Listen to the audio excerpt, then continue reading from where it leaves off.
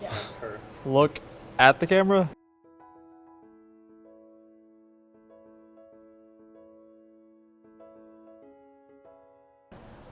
But let me get some headspace on you. Can I spin the pillow while I'm doing this?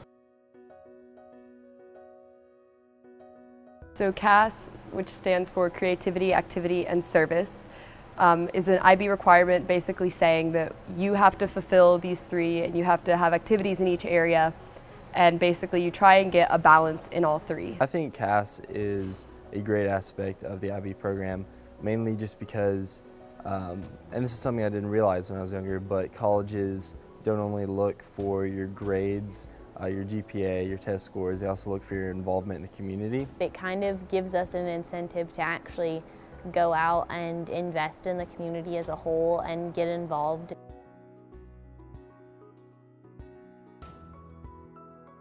Probably the most challenging thing for me to fulfill during CAS was probably trying to get like one of the learning outcomes, like engagement with global issues.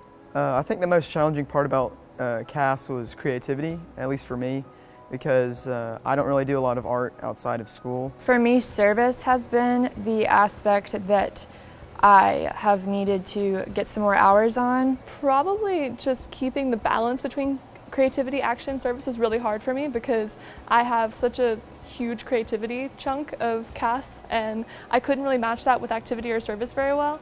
The toughest part of it for me is service, honestly, because I don't really have any ongoing service things like I do with activity and creativity most of the time. Actually going in and recording the CAS experience every single step of the way. I'd say that if there was one part within my experience going through that stuff, that would be the single part. The service was the hard part because there wasn't many opportunities that I knew that could get me the same amount of hours that I had for the other two. Since I do basketball and soccer, I already had activity covered. But I'd say the most concern I had was fulfilling my creativity and service hours to get the balance in. So when I was trying to find experiences in which I could demonstrate service, I had to look other places, which turned out to be a good thing because it got me a lot more involved in, say, my community and my church, because I had to do service outreaches through them instead of just through the school.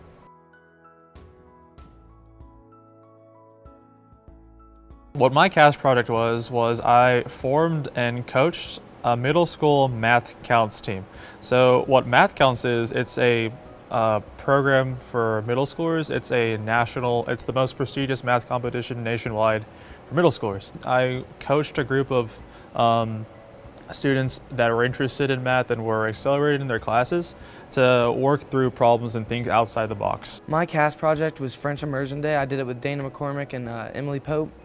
And what we did was we set up a day in March where we brought students to the school and we made different French activities like cooking, games, and music. That really helped their French speaking skills, and it helped us too by being able to plan and organize a big event like that. I did something called Art for Africa, which was essentially a thing where we had a lot of masks and a lot of different art that had been donated from throughout the art department.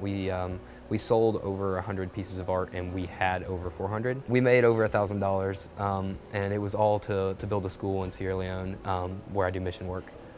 And so it was definitely something that I've wanted to do regardless of CAS.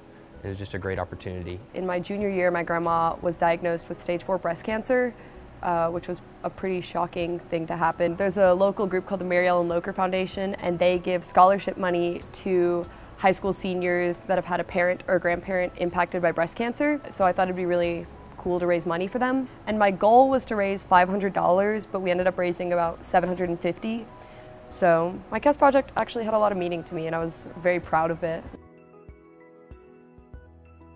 For my EE, I researched Math HL. I researched in biology. I had an English category 3 essay. I did film. My subject was history. Film. Physics.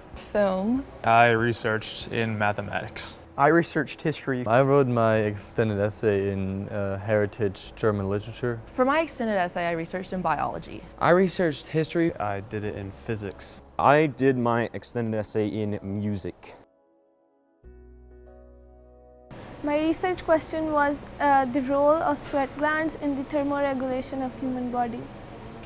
It was how the angle of attack of the wind affects the force on a sailboat. My research question was a bit of a doozy. It was examining if the theories for the causes for the transition of hunter-gatherer to agrarian society in the Neolithic Revolution were validated by historical evidence. My research question was, how is ocean acidification affecting the world's coral reef population? When I was making my question and investigating what I was going to do, I ran into an ethical issue because I originally wanted to do an experiment on coral reefs, but IB classifies coral reefs as animals, so I had to work around that and find a new way to do an experiment testing the same question that didn't involve corals. So it made me realize how scientists sometimes have to work a way around the problem to still get to the answer they would be looking for. I just kind of sat down and got to work, and eventually got through it. And by the time that I'd written that first draft and revised it a little bit, it wasn't as hard. When I first heard that I was going to have to write a 4,000-word paper, I was kind of nervous because that seems like a lot, but writing a 4,000-word paper isn't as bad as you think it is. I do enjoy graph theory, which is what the core and foundation of my paper was. So in reference to that, I did enjoy talking about it. I did enjoy actually working through the problems. Finding proper sources was really a challenge for me, but the word count was super easy. Writing a 4,000-word paper was pretty challenging for me. I had never done anything that extensive, but it definitely was a process writing those 4,000 words. There's one world in which we live, and theory of knowledge is another word. So learning about the world of TOK was very interesting. It really highlighted some of the implicit biases that I personally had that I didn't even realize I was having. TOK is a class where we really question everything that we've learned in the past 10 or 11 years of schooling. I feel like it was definitely beneficial in terms of being more open-minded and critically thinking about our knowledge. Theory of knowledge really goes into every other class you take because it's about how you learn in English, it's about how you learn in biology.